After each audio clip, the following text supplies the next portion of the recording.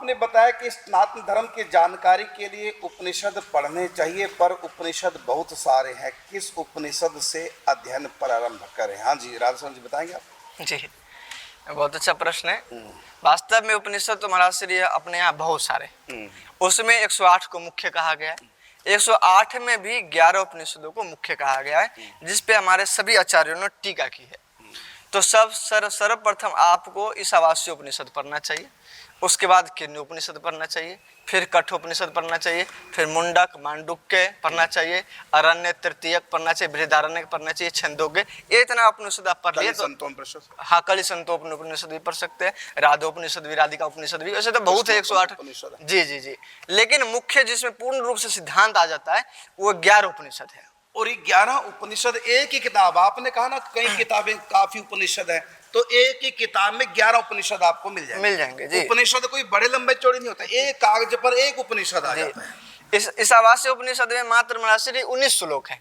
19 श्लोक, 10 श्लोक, 15 श्लोक, 12 श्लोक, बस मैंने एक कागज पर एक तरफ सिर्फ एक वो उपनिषद आ जाता है। उपनिषद कोई बड़े नहीं होते, ये वेदों का शीर्ष भाग होता है।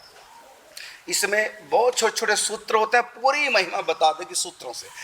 लेकिन मैं कहना चाहूंगा कि आप यदि उपनिषद पढ़ना चाहें तो उपनिषद का केवल अर्थ जहां लिखा हो वही पढ़ेंगे तो कुछ भी पल्ले पढ़ने वाला नहीं है।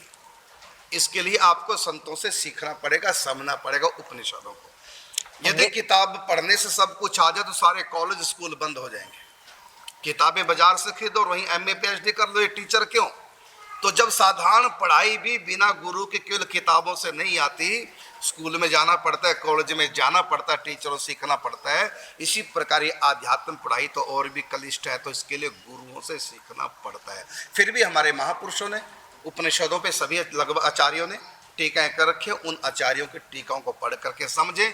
उसमें 3 प्रकार की बातें मेन आएंगी। ये प्रकृति क्या है, परमात्मा क्या है और आत्म तत्व क्या है।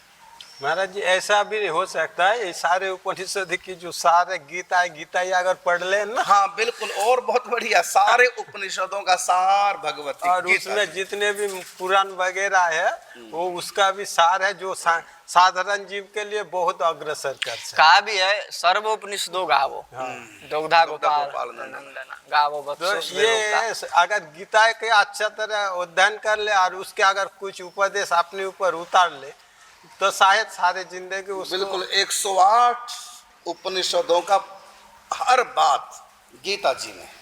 गीता जी भी सूत्रात्मक ग्रंथ है। जब मैंने उपनिषदों के बारे में बताया कि उपनिषद पढ़ें, क्योंकि आपने उस समय शायद प्रश्न किया था कि हिंदू धर्म का आधार है ऐसा कुछ, इतने सारे ग्रंथ हम कौन से पढ़े जो हिंदू धर्म की पूरी जानकारी मिले, तो मैंने उपनिषद, गीता जी और भागवत जी, इन तीनों को बताया था। तो उपनिषदों का ही जय सारा कुछ सूक्ष्म करके भगवान ने गीता जी में, और गीता की व्याख्या है पूरी वो श्रीमद् भागवत जी। तो सारे सूत्र, गीता के सारे सूत्र गोस्वामी तुलसी की रामायण में आप देख लो, सरल है, बिल्कुल सरलीकरण कर दिया गया है।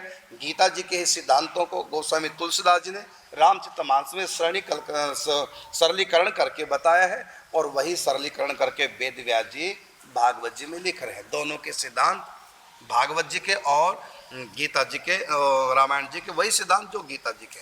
तो मूल ग्रंथ हमारा सनातन धर्म का है। यदि आपको पूरे उपनिषदों की जानकारी प्राप्त करनी, गीता का भी आप यदि नॉलेज रखते हैं तो आप समझो सारे उपनिषदों को जान लेंगे। फिर भी यदि इनको उपनिषद पढ़ने की इच्छा है तो गीता प्रेस से ईशादी 9 उपनिषद नाम का इतना मोटा ग्रंथ है, बिल्कुल, तो उसको अध्ययन कर सकते हैं। एक बार फिर बताएंगे। ईशादी 9 उपनिषद। ईश आदि, हाँ, माने ये ईश आदि एक उपनिषद का नाम है, मतलब ईश आदि उपनिषद। तो उसमें सारे उपनिषद हैं जो मुख्य हैं, तो वो आप पढ़ सकते हैं।